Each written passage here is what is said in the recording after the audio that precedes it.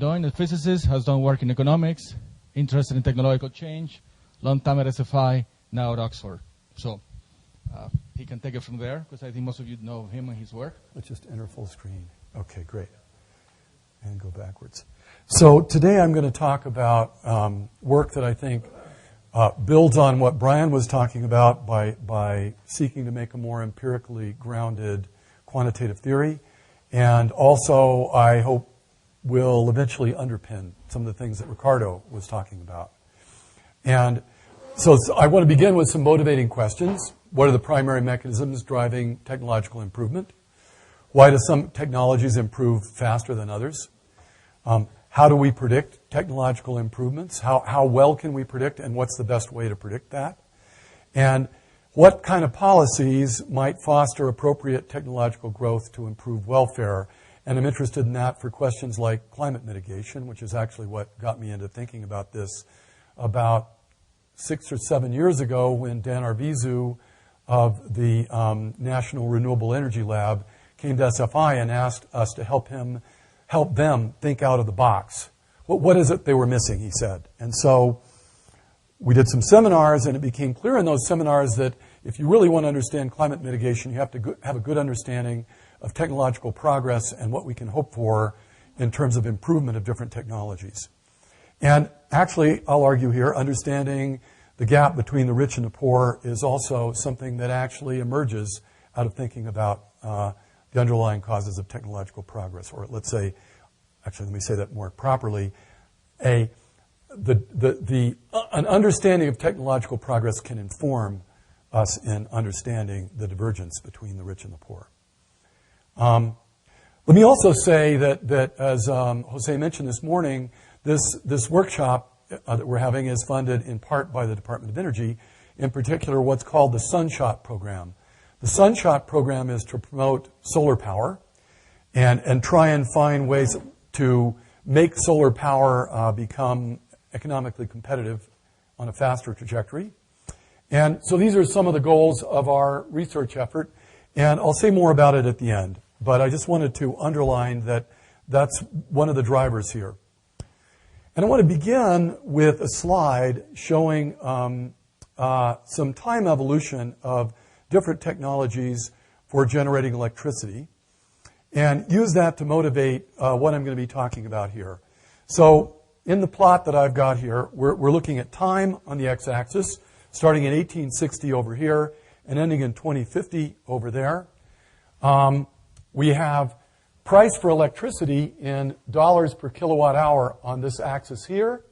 And we show 3 different technologies. One of them is for coal-fired electricity, coal plants for generating electricity.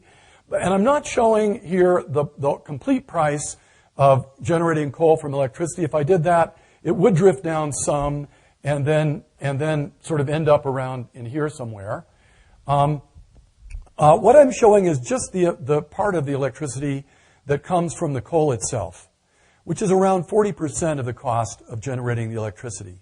And the reason I'm doing that, and by the way, this is based on a study done by James McNerney and Jessica Tranjic and myself. And one of the things you see when you do this, so here we see the price of coal through time, is that once you adjust for inflation, it stays pretty much constant. I mean, it fluctuates up and down, but there's no real trend. In fact, in that paper, we did some time series analysis and showed that it's effectively a random walk without drift. Maybe there's a little bit of mean reversion, so it's not wandering off as much as it might. But statistically, it's a random walk without drift. Now, and this is, by the way, over a period of 150 years. It's a long time. Now, let's in contrast take another source of power, nuclear power. So here we see triangles. The triangles are placed in the year where the various U.S. nuclear power plants came online. And the y-axis, so that's the time axis, and the y-axis is the cost of electricity for the people that get nuclear power from that plant. And what you can see is in this case, nuclear power started off roughly competitive with coal, although I have to put an asterisk by this because whenever you look at nuclear power, you have to remember that we haven't dealt with the waste disposal problems, And most importantly, we have something called the Price-Anderson Act that says that if there's a nuclear disaster, everybody in this room foots the bill. Everybody in America foots the bill. Nuclear power plants don't have to buy insurance to first order. That's always important to keep in mind, because if they did have to buy insurance, they wouldn't build any, because nobody will insure them. So anyway, that's just a caveat. Nonetheless, those two caveats aside, what you see is that the cost has drifted up by about a factor of 3 during that period. Now, of course, you can say, well, there was 3 Mile Island and Chernobyl during that period, and there was retrofitting for safety, but nonetheless, the basic trend is up. Maybe with a safety trend, you could argue it would be flat, but it's not coming down. Now, in contrast, what I show in the green circles over here is the cost of photovoltaic modules, solar cells. And I'm just looking at the module cost, so I'm actually measuring the price in a different unit because I'm just measuring dollars per watt peak of solar electricity. So that's if the sun shone 24 hours a day and you were able to put it out and it always had bright sun, that's how much power you would generate. Now, how much power you actually get depends on where you are. I'm living in England now, so I know that in England I would not get much power in contrast, say, to New Mexico.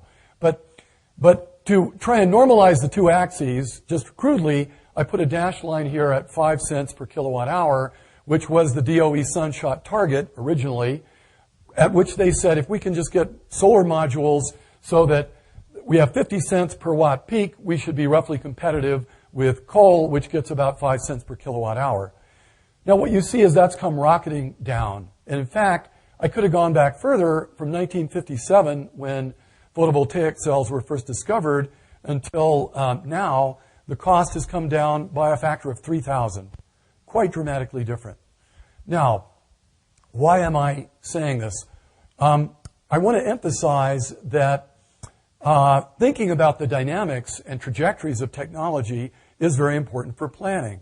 If we're going to deal with global warming, should we go with carbon sequestration for coal, which will take, I think, frankly, the best we can hope for is that we don't lift this up too much. I don't think we can hope for the cost coming down.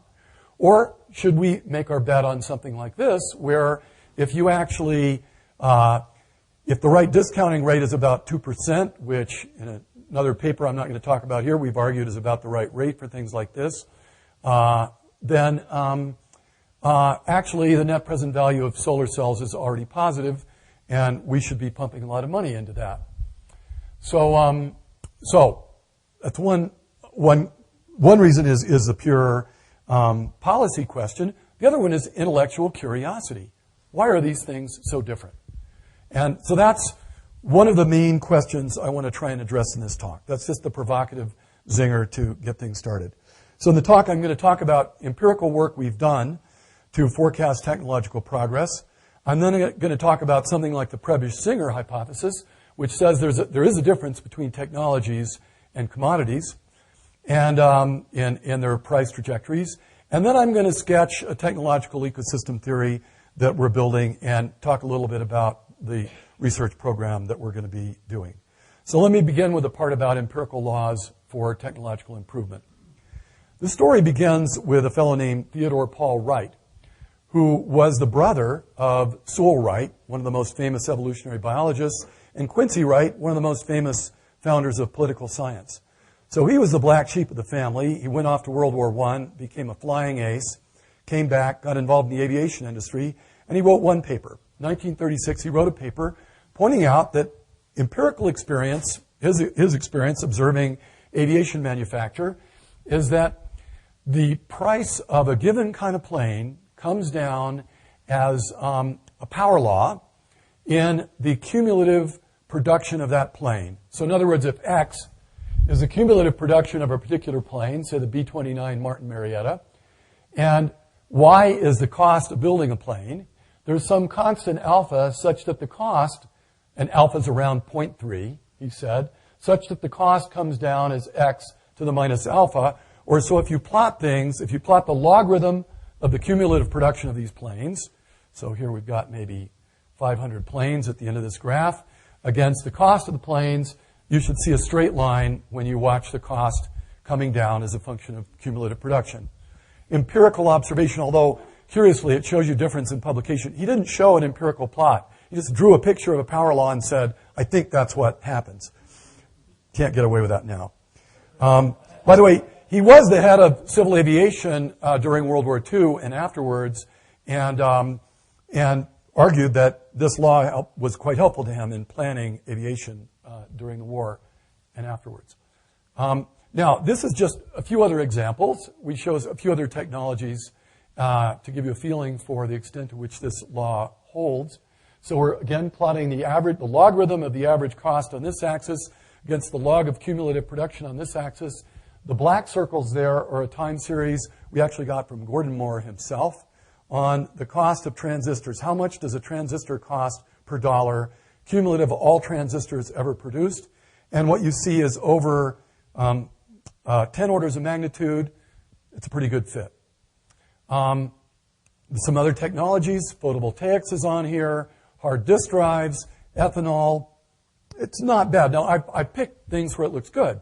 I can give you other technologies where this law does not look so good. So bear that in mind. Now, the other famous law for technological improvement is Moore's law. Now, Moore originally stated this as a law about the density of transistors on a chip coming down exponentially in time. But the law has since been generalized by various people. It's kind of sort of gradually got stretched more and more, no pun intended, to include other things, like, for example, cost of transistors. And so let me just show you the same plot, where now it looks a lot like what I had before, but I'm no longer plotting cumulative production. I'm plotting time on this axis. And so what we see is, once again, we fit lines to it, and it's not too bad, although I can't resist pointing out that if you compare the Moore plot for Moore's law of transistors against the Wright plot for transistors, Wright's law actually fits transistor evolution better than Moore's law. Now,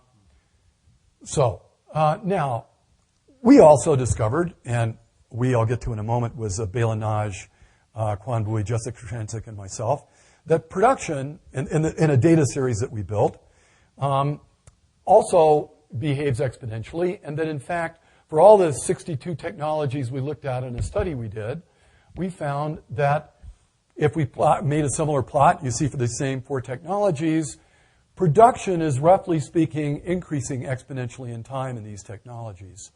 Now, of course, I don't want to claim we did an unbiased selection of technologies.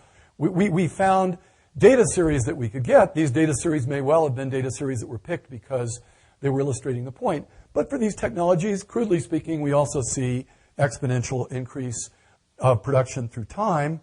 And it turns out that we realized, and then we actually realized that somebody else had realized this first, this fellow Sahal, who I'll say a bit more about in a minute, that if you have a series like production that's increasing exponentially in time at some rate A, and cost, Y, that's dropping exponentially at time at some rate minus B, and you eliminate time doing some trivial algebra in these equations, you get cost comes down as a power law in production with some exponent minus B over A. And so we tested this, and sure enough, we measured on one hand alpha using the Wright's law view of the world, and these exponents B and A using the Moore's law view of the world, and saw everything clustering along the diagonal. Now, a little side note, Bela, the postdoc who was the lead worker on all this, who put the database together and everything, became quite fascinated with this guy, Sahal, who originally pointed this trivial identity out. It turns out that Sahal disappeared in about 1980. Bela got quite fascinated by this, wrote to, made contact with his brother, so on. Well, then Bela himself disappeared about 2 years ago. Now, we know he's okay. He sent back a message saying, I'm okay, but he said, don't look for me, I'm gone. So, and he only sent that message out back after the Australian equivalent of Scotland Yard tracked him down. Anyway, so there's something about this field that I'm glad my postdoc who's going to be working on this isn't here yet.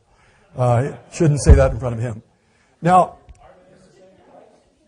who knows? Who knows? Maybe they made contact. Now, yeah. So, okay, I've showed you these patterns. These are historical patterns. But question is, how well can one forecast the future just using these patterns? It's one of the things I've done in a lot of my life is to forecast stuff using data. So how well can you forecast? So it's a good test. And if we want to predict something like how photovoltaics will do relative to some other technology, the idea was to give us a sort of automated and solid procedure for doing something like that. So we did some experiments. We pretend to be at a given time in the past. We tried several different methods for forecasting, actually 8 or 10. We do this for all past dates, and we score the methods based on how well they forecast. And we make a hypothesis in doing this to make this useful that the improvement process for technologies is the same for all technologies. The parameters change. So if you think about Moore's law, you might have a different rate, but the basic process is the same. And so, yes, specifically, if you take Moore's law, which says that the log of the cost is at some time is equal to the log of the cost at the previous time minus some drop plus some noise, then all technologies behave like this except for this parameter and maybe the size of the noise. And similarly, Wright's law can be rewritten this way, and don't worry about that now. And we did some experiments. We took our 62 technologies in our database. We performed these hindcasting experiments. We did some statistical testing that we've spent a lot of time trying to get just right. There actually have been now 2 papers. There was an original paper by Bela and Jessica Trangic and Kwan, and now there's a new paper getting written by this group up here.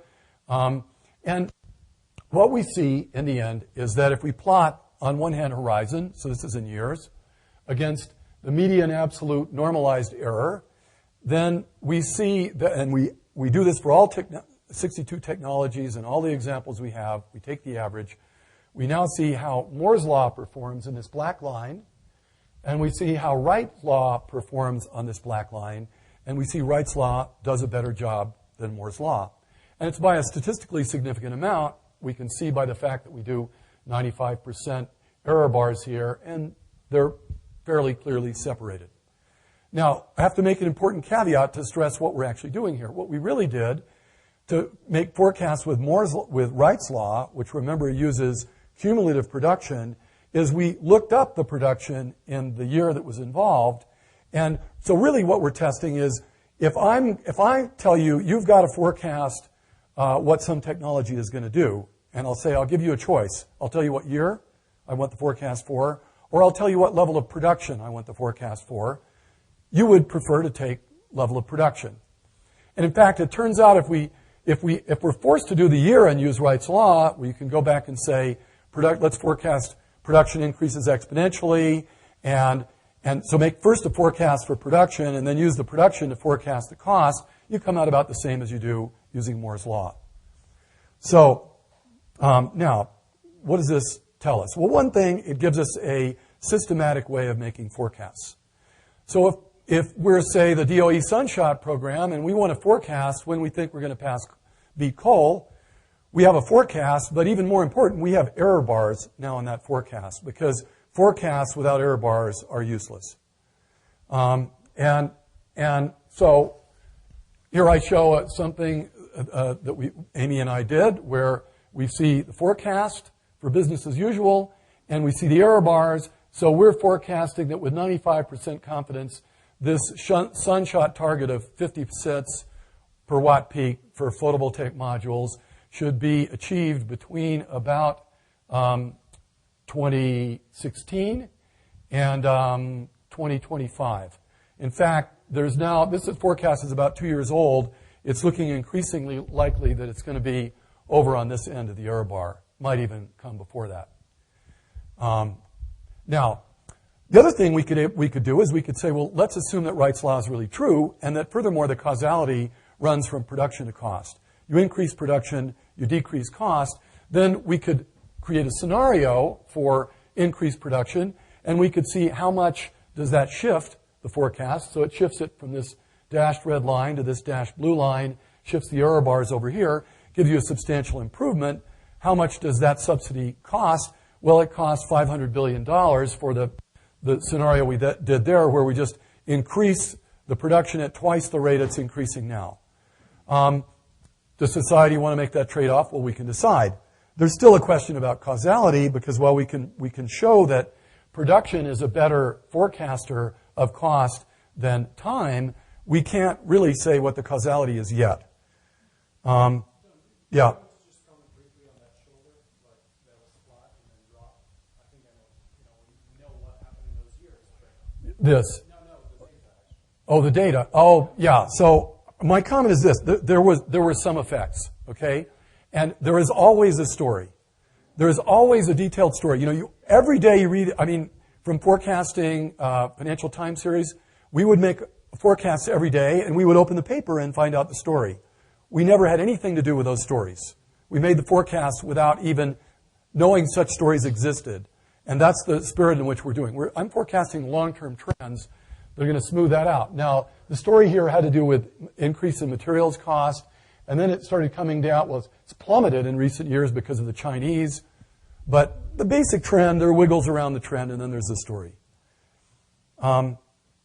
Now, coming back to this, one of our goals is to actually produce systematic forecasts now for all of the relevant technologies for energy, to do a matchup and try and do a decent net present value for public investment in energy technologies.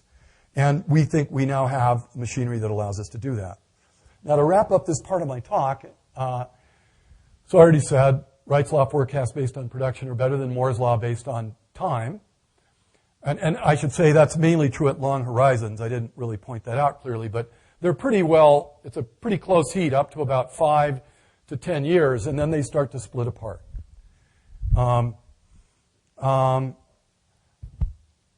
Production history is more useful than the time.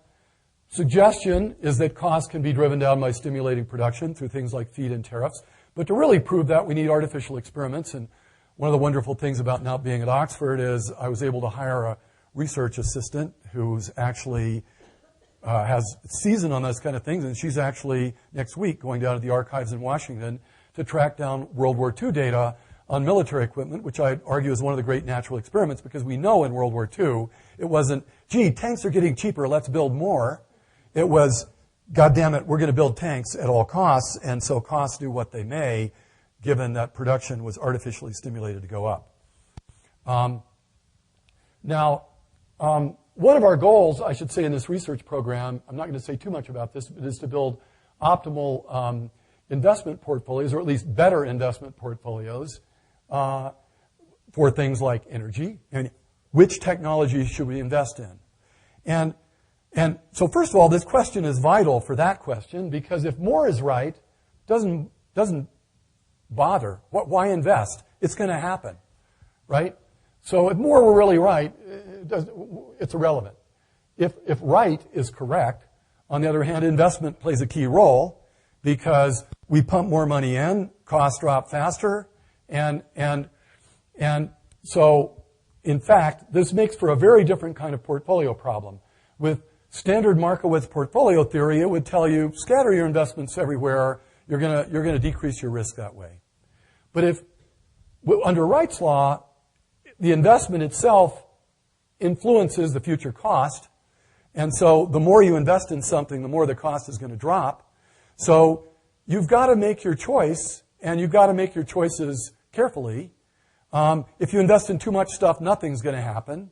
If you invest in just one thing, you're taking a big risk because you might have invested in the wrong thing. There's some compromise in the middle. And by the way, I think this is kind of a life principle. We go through our lives planning our activities. If you do just one thing, well, your life may be a bit narrow and lacking. If you try and do everything, and this is my bad tendency, you may get nowhere. So I think it's sort of a general principle. So there's some trade-off between concentration and diversification that has to be made. This is not something that anybody understands in a theoretical way that we think we can understand as a result of pursuing these kind of things. And now, one of the other things I want to mention is that when you look at how forecasts are actually made for things like electricity production, they're almost always made by experts. And in contrast to a lot of the brouhaha that's flown around about the wisdom of crowds and all this stuff, we've had the guy here several times. That's bullshit. It's true. If you're counting beans or something, people may do well, but in general, experts heard, and they heard drastically, and this is shown over and over again. For instance, if you compare the cost of the nuclear plants I showed you against the expert forecasts of those costs, the experts were systematically a factor of 3 too low. And there are many other examples of that. So I think it's key to have objective ways of doing these things that don't depend on the biases and herding tendencies of the experts. There's also a question of other things. I don't want to argue that production is the only thing one would use. We're, in the course of this, going to be looking at research and development, patenting activity, and lots of other inputs as forecasters. Now, I want to transition to the next part of my talk here, and I'm going to do this by showing a plot that occurred in the course of doing the study I just showed you, where we looked at the 62 technologies in our data set, and what we plot here is the halving time for decreasing cost, which is on the y-axis here, again on a logarithmic scale, against the doubling time for production for the technologies that we had in our database. And so what you see is the halving time goes from some IT technologies like transistors and hard disks, where the doubling time, the halving time for the cost is 1 year. Every year the cost is half what it was the previous year. To things like some of the food and beverages or chemical processes where they're 2 orders of magnitude higher in terms of the halving time. We have things in here like sugar and beer and televisions and various things, stoves. And so they're scattered around this. The point being there's a factor of almost 1,000 difference in the rate at which these things are occurring. And let me note one other thing, which is note that all the data is in the upper left quadrant of this plot. Now, why is that? It's because, just think about what we're plotting, the number of units produced over here, cumulative number of units produced, against the unit cost over here. And actually, this isn't cumulative anymore. This is just the number of units produced. The rate at which the number of units being produced is accelerating against the rate at which the cost is dropping. You multiply those two together, and you get the revenue. And 10 minutes. Okay. And so positive revenue means you're in this axis up here. Now I'm going to talk about, it turns out we weren't the first ones to observe that there's big differences in the rate at which these costs change. And in fact, this goes back, I discovered, the Prebisch-Singer hypothesis made in 1950, which in the original form was just that manufactured goods decrease in cost faster than commodities. And stylized fact, commodities remain roughly constant in price through time. This is debated. Maybe if you go to 400-year spans, there's a bit of a trend for it to come down. But actually, McNerney was doing a study on minerals, and we saw that we were amazed at how constant these things are, in contrast to a lot of technology. So let me show you a plot. This is only 50 years of data. We've taken a sample of about 12 commodities and plotted the logarithm of their cost through time up to roughly the present, and you see that, well, they fluctuate a lot. This is a logarithmic plot, so we normalize everything, so it's 1 at the start. So this would be 0.9, 0.8. This would be 2, 3. So some of them increase by as much as a factor of 3 or go down by a factor of 2, but they don't change that much. In contrast, yep. This is relative to an arbitrarily chosen inflation index. Okay? And you have to be careful because commodities are a big part of the inflation index and so forth. Pardon?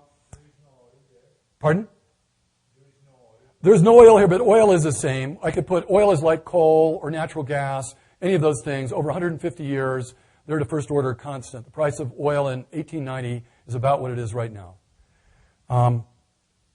Once you adjust for inflation using the CPI. Now, in contrast, here's a bunch of technologies. So what's different? Well, the first thing I have to point you at is the y-axis. we start at 1, but down here we have 10 to the minus 10. So we have transistors, the same series I've shown you before, dropping by a factor of 10 to the 8. A gigantic factor, way, way out of any distribution you'd have for the other things, various other technologies. They behave at different rates. We've got the cost of airfares up there, and you can see that hasn't dropped much. So not all technologies drop, but some do. Now, airfare does have a lot to do with oil. And now we do a comparison. These are just the same two plots on the same graph together. We see the commodities against the technologies. I think the difference is pretty dramatically clear. So the question is, what causes this? And by the way, I should make a little advertisement for the work of Jeffrey Funk and Chris McGee, who've been looking at this stuff and systematically looking at different technologies, different performance metrics, and documenting the rate at which they cost and showing that there's some really interesting patterns in how this behaves. Now, I want to go on and say just a little bit about the work we're doing on a more ecological theory. With James McNerney and Francesco Caravelli, we've been doing what we think of as an evolutionary extension of Leontief formalism. So we would argue that you can take the interacting web of technologies that Brian was talking about, and you can characterize it by a graph where you have the physical inputs of each technology, and then as the input in the graph and the outgoing links are all the other technologies that use that technology. And you can then think about how that graph evolves through time. In this view, only certain combination of inputs are going to work. Obviously, you're not going to use a chocolate cake as input for a jet. You might put one on the flight that you would eat. But and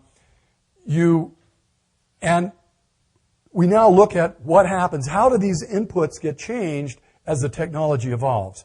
Now, we have to live with the fact that we have lousy data, and we can look at the mechanisms, but in this lousy data, which is highly aggregated. But anyway, let me first say, how do they improve? Well, there's design improvement. First of all, the inputs get tuned. The inputs get substituted for cheaper or better alternative inputs.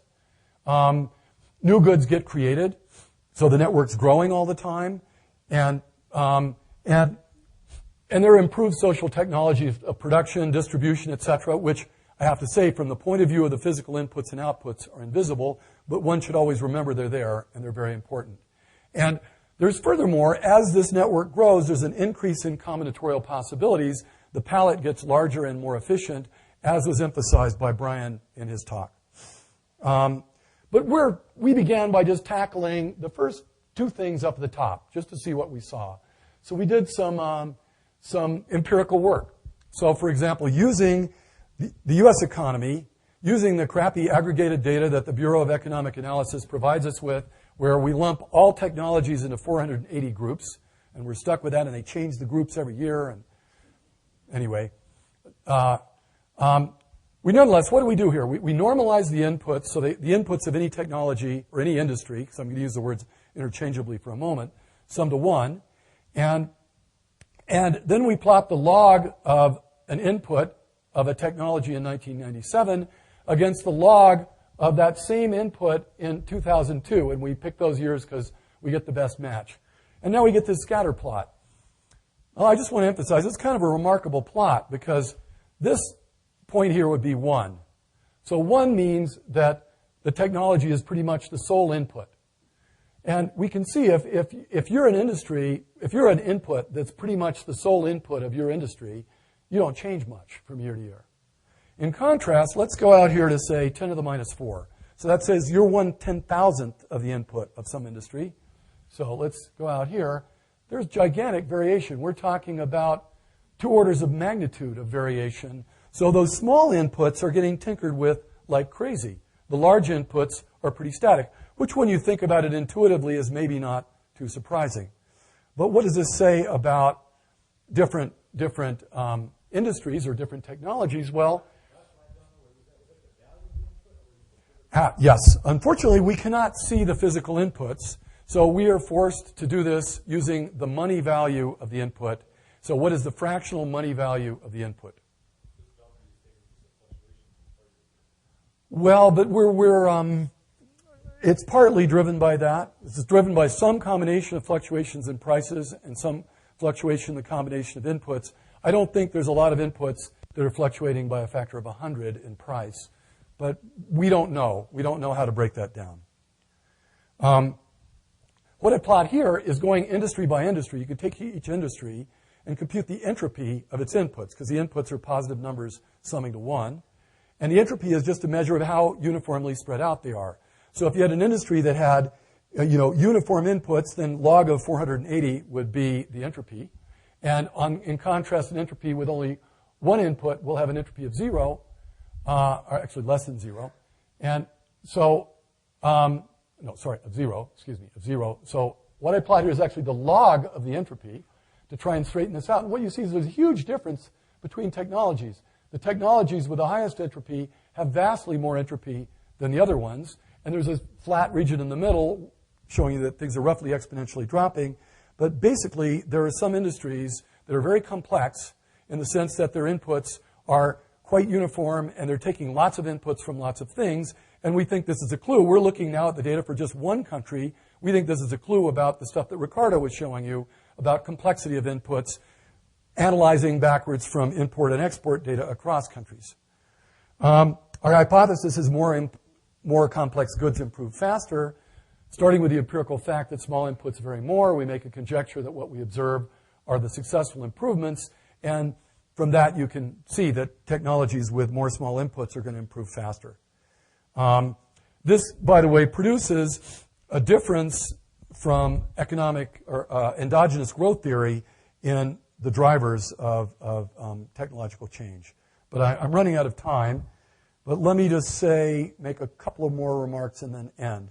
We've also looked at even a more simple idea. We just assume that the physical inputs, the way we model improvement is we take the physical inputs and there's some constant less than 1, so that in the future they use less physical input and organize things into webs. This is a plot from James McNerney's thesis.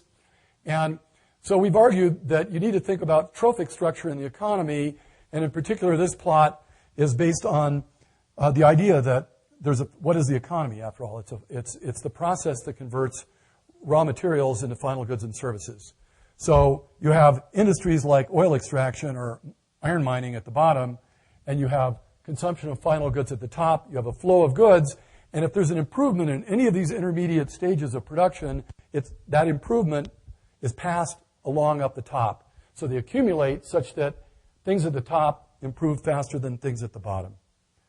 There's a plot from James's thesis giving some anecdotal evidence that there might be some validity to this. We're still working on this, though. And let me just, before I end this part, just make another remark, which is physics matters to economics. And here I'm not talking about econophysics. I'm just talking about physics. And the way this relates to things Brian has said, economics as a discipline exists almost completely separated from physics and engineering. And that has to change, because I think it's probably going to be impossible to explain this generalized Prebisch-Singer hypothesis without understanding this connection. And actually, to make a remark I meant to make earlier, Prebisch-Singer hypothesis actually came up by guys that were thinking about international development and why is it that some countries get stuck in a development trap. And they were worried that the problem is that poor countries tend to make their living off of commodities like crops or oil and not manufactured goods. And manufactured goods are dropping in price, reflecting their increased importance in the economy. So economies that are just making commodities are getting stuck. Now, maybe I'll skip this since I'm running out of time. Well, I guess, how many? I'm done, right? I'll say 3 minutes. Okay.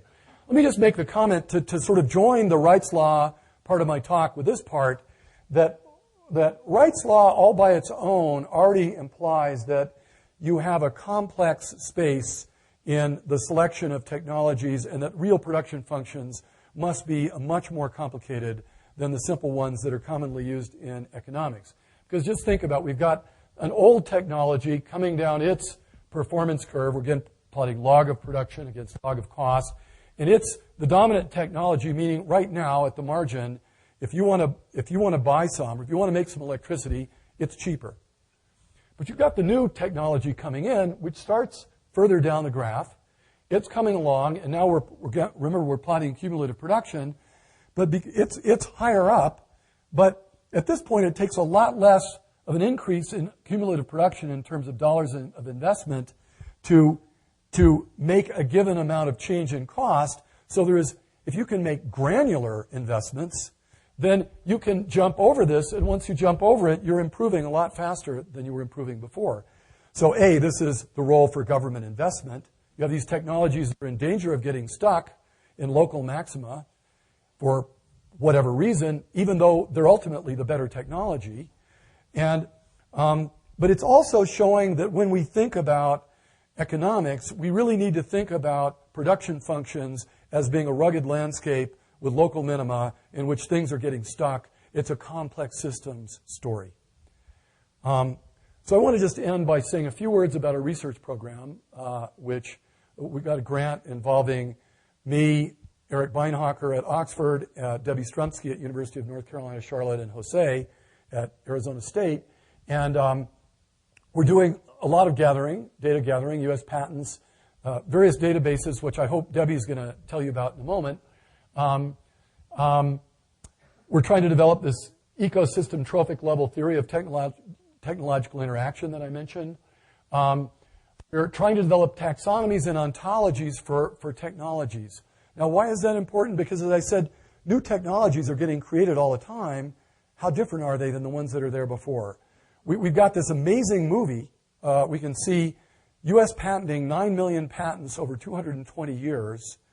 And we can see all the new technologies getting created. But to make sense out of that movie, we have to have a sensible way to organize technologies so that we can see what's going on. We need to do for technology what Linnaeus did for biology 250 years ago, which was a prerequisite for Darwin.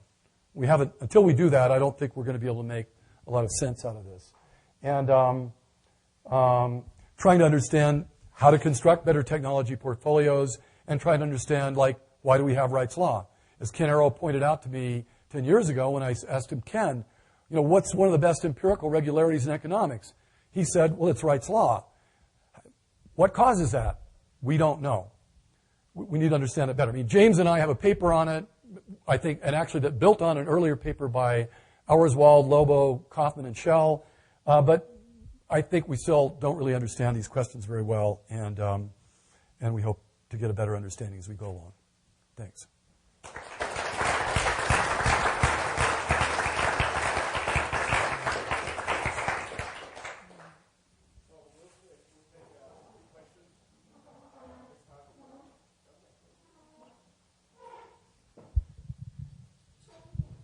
So a quick question on your last slide. I mean, why not use the patent, the one here. Why not use patent examiner's manual as the ontology for technology? Well, so Debbie will address that in her next presentation. We are using as our default taxonomy the USPTO classification system.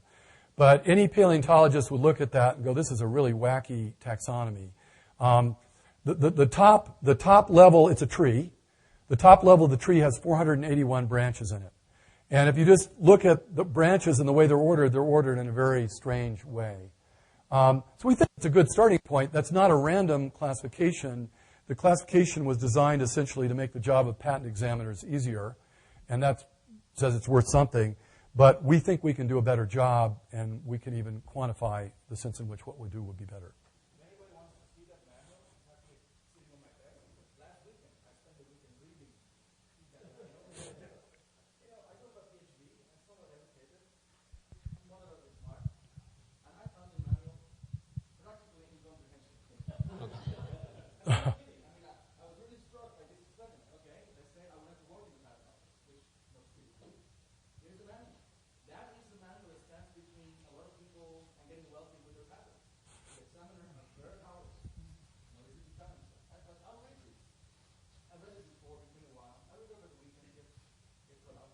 Second time I read it, it struck me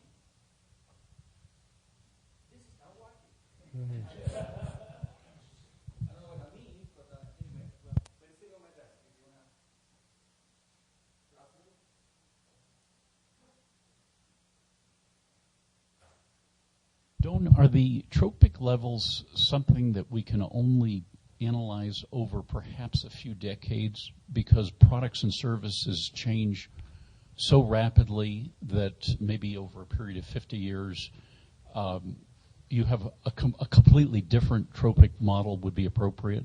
Perhaps 50 years from now we won't be using semiconductors, maybe we'll be using genes or something. So we're trying to, first of all, back out the trophic levels just from the flows of material, which we have to approximate with the flows of money. The flows of material as they exist at any given snapshot in time.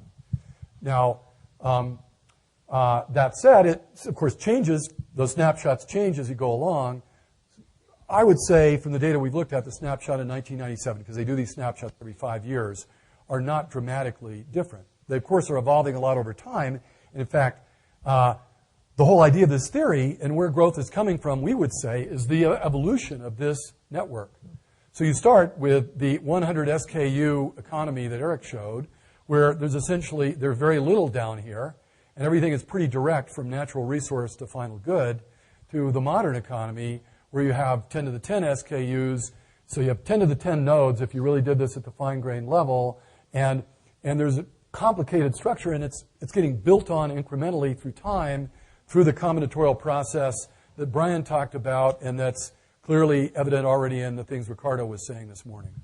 So, yes, it's evolving through time, but I would say the really interesting action is over, say, the last 100 years, where the technology codes in the U.S. patent database have gone from 10 to 162,000, and that's already a somewhat coarse classification, where you saw a huge buildup in this trophic structure. Yeah. I think this. I think you have a level of precision here that I like very much. You're making small distinctions between Moore's law, Wright's law, and you've managed to show that it makes a big policy difference. I really like the trophic level idea that you've been playing with, and I think it's absolutely true. If say, a portable battery is used in many things, it wouldn't be used in making a cake, but it's used all across electronics. Something like that makes a difference right the way across. So all of this is really wonderful. I want to just enlarge on a remark you made that economists need to understand science and technology. There's two reasons. One is that the same Robert Solow, I think somebody showed a picture of him, Ricardo, this morning. Oh, you did? Okay, Eric. Bob Solow wrote a paper in 1987 that showed that, it was alluded to by Eric, that growth could be part an increase in capital. Think of that as an increase in factory production. Or it could be an increase in labor, or it could be something else, dark matter. Well, the dark matter was 85% of economic growth. This was in 1957. And vaguely that got attributed to technology. And there's 50 years have gone by, and what the hell is our profession of economics doing? I don't think, having looked at this subject, taught the subject, been in this discipline for decades, that economists are any much closer to fully understanding technology than they were. Further, the economy isn't a gigantic cement mixer container for its technologies. The economy basically is the set of arrangements and activities that we call technologies. All the rest is people doing things. And so economics has not looked at what it consists of.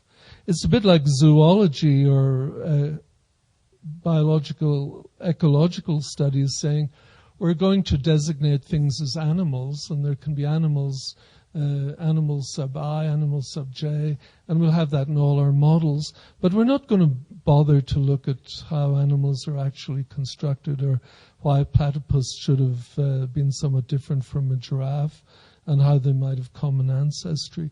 There's a weird thing also in technology, and that is that up until about 1870, economists understood a huge amount about technology. I went back and I read what Karl Marx had to say about textile machinery. He really knew his stuff. He'd been in the mills. It was all direct observation. Similarly, even up to Marshall's time in the 1890s, then that all dropped away because the subject got abstracted, and it was basically consider a technology or consider capital or labor. And the whole thing kind of evaporated in a cloud of abstraction. So I'm all on for this. Go for it and really get into the technologies. And I really like that comment at the end about economics.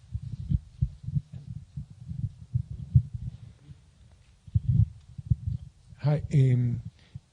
First question, and in some sense it's both for you and for Brian. I enjoyed enormously both talks.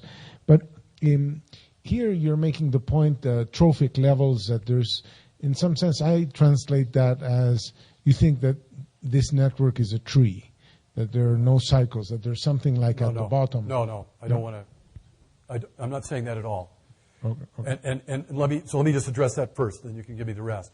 But if you look at a food web in biology, food webs in biology are not trees at all. I mean, you have the things on the bottom. They're being eaten by some other things, but they're full of loops. There's plenty of things that eat other things, such that if you look at the graph, there's a lot of looping. And in fact, it's almost dominated by looping. The statement would be there is nonetheless some flow. And I think if you think about the physical part as opposed to the monetary part, you see that flow because stuff comes out of the ground like iron, and it ends up, as parts in my computer, and then it gets thrown in a junk heap. So that's where the flow is. It's not that that flow isn't full of cycles. It's that there is nonetheless still a net directionality, despite all the loops in the graph. Well, until you get, when the machines that got the stuff off the ground and the information technology that found the stuff under the ground and so on. So, I think that clarity that you're talking about, that when you talk about trophic levels, it sounds like tree-like to me, but that's fine. The clarity.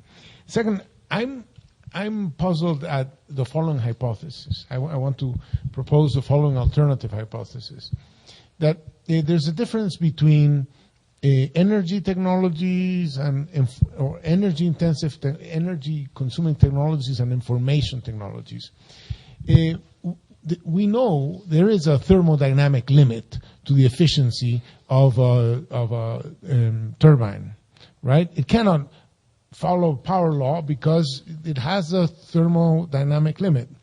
We don't know of a thermodynamic limit to the processing of information, right? So, megahertz can go up and so on, the size of memories can go up, and we don't have that clear a limit. We know, for example, if oil is at a certain distance underground, there's a minimum amount of energy that you have to spend to get there, right? It cannot be following a power law. No, I disagree again, Ricardo. Okay, because we're not plotting some energy-related thing on the x-axis there. We're plotting something relating to, we're plotting production against cost. Those are not direct physical things. Production is, in the sense, how many units. But look at transistors, right? A transistor used to be a great big thing in a can, and now it's a tiny little component of a chip. It's performing the same functionality. And so there are energy limits that's orthogonal to something like Wright's law. And doesn't in any way say, it's just not at all clear that there's an asymptote down there that we can't get below. There might be, but we need to think about it very carefully, and it's not as simple as what you said. But let me also say one more thing, which is that energy, yes, we have standard thermodynamics, but there's actually a whole thermodynamics of information, too. Mm-hmm. And that theory, the good news is that what my computer is doing is still a long way from the limit. Now, Joe, you might know better than I, but when do we start to hit those limits? I think if you extrapolate Moore's law, it's still a ways out, but it's not inconceivably far out. Maybe 50 years, 100 years. Yeah, on a uniprocessor. But I'm just saying, right. Yeah.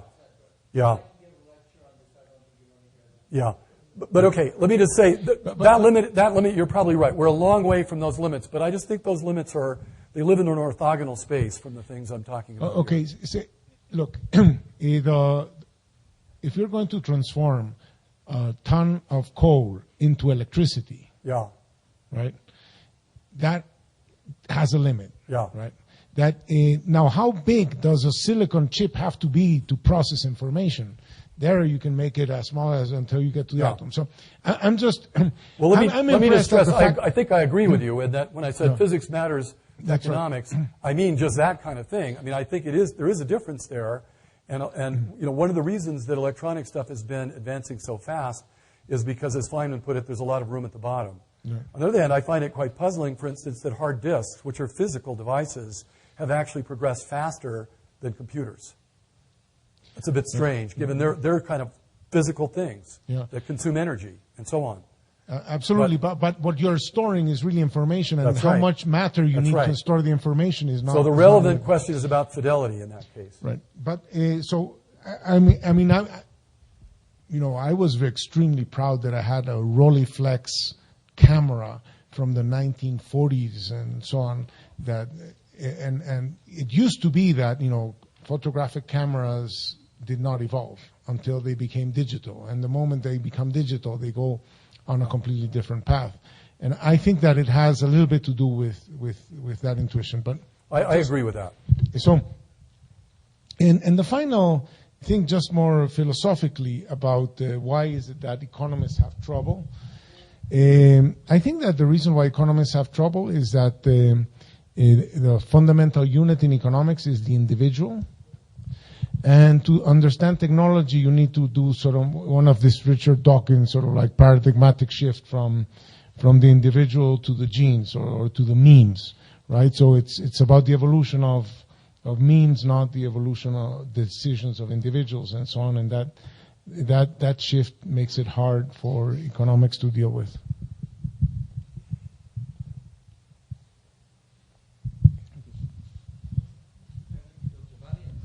This little corner. My question actually it builds on the discussion Ricardo just had on the question of limits, because another well-known regularity in technology, not as well documented or as regular as certainly as Wright's law, but is this idea of technology S-curves, which is measuring in a slightly different space. You said it's kind of orthogonal. It's price performance measurement. And the stylized fact is a lot of technologies start off slow price performance, then go through an accelerating phase, and then diminishing returns set in after that. And my interpretation of how you're describing the sorts of Wright's law is that technologies that have a high degree of complexity and are embedded in a larger ecosystem have more routes for improvement. There's a kind of a higher dimensionality, or the fitness space that they're in is higher dimensional, means that, that there are more possible ways to improve that technology than, a simpler technology or one that's more isolated in an ecosystem network. So I think that gives a very good account of the improvement process and the accelerating part of the S-curve. But then what accounts for the diminishing returns setting in? One could hypothesize that possibly two things are happening. One is you're reaching some kind of local maxima in that space, and the kind of routes upward, are decreasing after the initial acceleration. The second is that in complex systems, you also have epistasis effects where, and Brian's written about this in earlier works, with the piston engine airplane, you try and improve the, performance of one component, and that has a knock-on effect for all the other components. And as technology gets more complicated, that complexity becomes a constraint itself. And so then that creates incentives for the architectural shift to a completely new assemblage like the jet engine. So I'm kind of wondering if there's some way to sort of connect these ideas, not just on the technology improvement side of the curve, but also in understanding what leads to diminishing returns setting in, and then the incentives coming in for a new architectural innovation. So let me first say about S-curves. There's actually a very nice paper whose authors I'm now forgetting. Debbie, I showed it to you guys a week or two ago. I don't know if you remember. The lead author is a woman. And basically what she's arguing, and her collaborators, is that if you look at something like this transistor curve, what are you really looking at? Well, over here you've got a thing about that big in a can. And over here you've got something buried inside of a very fancy microprocessor, and there's a gazillion of them in there. And so really you have a bunch of quite different technologies, each of which has its S-curve. Because it's got its period where it goes shooting up, and then it's got its period where it's kind of reaching what it can do, and then some other technology starts to take over as it hits its plateau. And so this is actually a problem with using Wright's law of what is the level at which it works. Wright originally did it for a specific plane, but even a specific plane, people are making modifications to that plane as they go along. So you have to make, and that's where taxonomy becomes important. How big a taxonomic variation do you want to have? And do you want to talk about specific designs, or do you want to talk about performance to do a specific functionality, which is where I think these rules tend to work the best, is where you're talking about a given kind of functionality and you're letting yourself swap through several different things.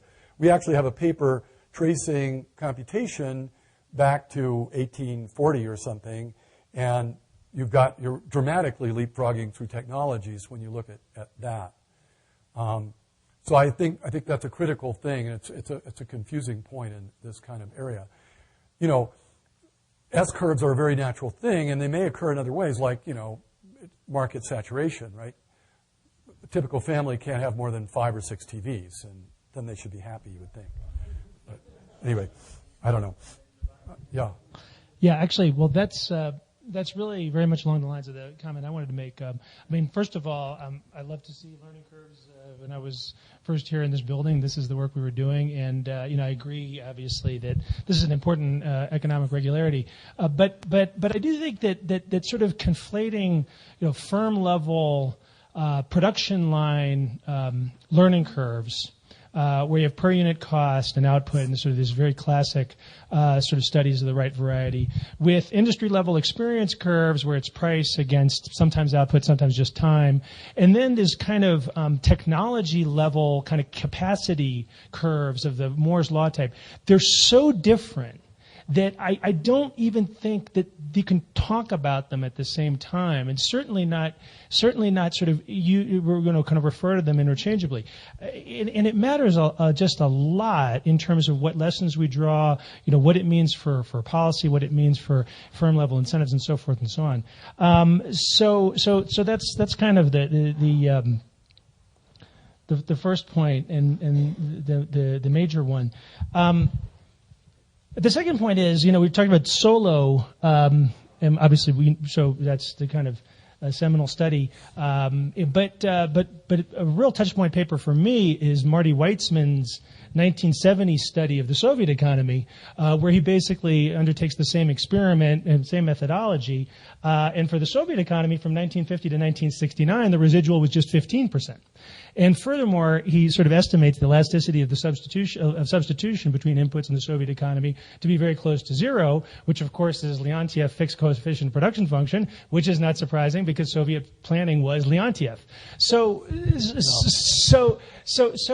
institutions matter, and the way that kind of loops back to learning curves is that in the jump from the firm level learning curve, so we know exactly what that is. There's all kinds of narratives around this. Factory floor learning, people are sharing, they're improving, you know, and it happens at varying degrees in different firms. Lanier Benkert has a great paper from like a decade ago about learning and forgetting that we ended on new product lines on the L1011, Lockheed L1011. Actually, they lost some learning and so forth and so on. So all kinds of great resolution. But to get to the experience curves, you need a lot of sharing. You need for there to be kind of transfer of knowledge. Some firms going down learning curves and then jumping to new products and going down new learning curves and so forth and so on. There's an incredible complexity that goes on, for example, in the solar voltaics, photovoltaics, sort of line.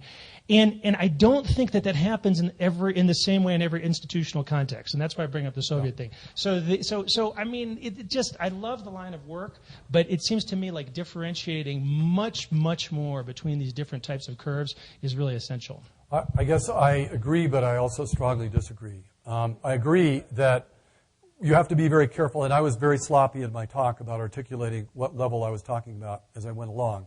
On the other hand, the same regularities manifest themselves at those different degrees, which a little light bulb should go on saying there's something interesting happening there.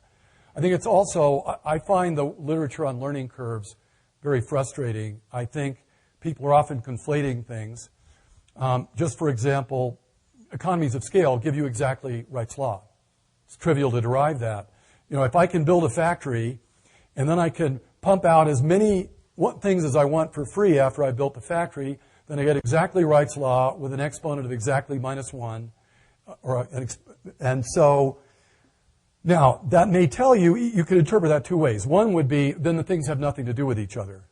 The other would be, there's an interesting regularity in common here that we have to understand.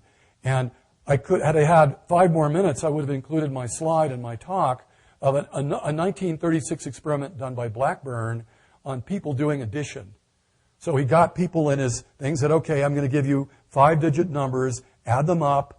I'm going to just count how long it takes you. And you plot how long it takes people as a function of how many numbers they've added. And you get Wright's law very, very well. Different people lie on different intercepts. Some people are better at it than others. But people improve in a power law doing that kind of task. So it suggests to me there's some kind of underlying mechanism in these learning processes, whether they be in individual factories or whether they be for society as a whole, or learning and or economies of scale that causes this kind of thing to happen. So, but this is the kind of thing I think we'll have a lot of fun discussing over the next few weeks. Yeah. Well, this is just a comment on the later part of the discussion. I agree with you, Doyne, that, I mean, in a way, the power law is a powerful emergent property that stems from partly things that are idiosyncratic at the level of the firm and partly have to do with the dynamic of the industry. And you're right, I mean, trying to disentangle the relative role and the locus of learning, I think it's a fascinating challenge ahead. But the two comments that I wanted to make are the following. First, when I was seeing your trophic level of analysis, I wanted to confess you a long time ago a failure. We were trying to do something similar, and we failed. I mean, essentially, what you want to get out is a sort of evolutionary Leontief in a way. But one does not know the degree of overlapping between the flows of knowledge and the flows of goods. And then, I mean, in that mess, you find, for example, that one of the crucial input that you mistakenly take for general purpose technology are, for example, construction, because construction enter everywhere. But the content, the technological content is very. In any case, I mean, I wish you good luck. We failed. The final comment is, and maybe also a proposition for a collaboration. I mean, my conjecture would be that the value of the beta or whatever in the power law is a function of technological opportunity specific to that technological paradigm. How to measure is another matter. It's a science-basedness and is a degree of scale intensiveness.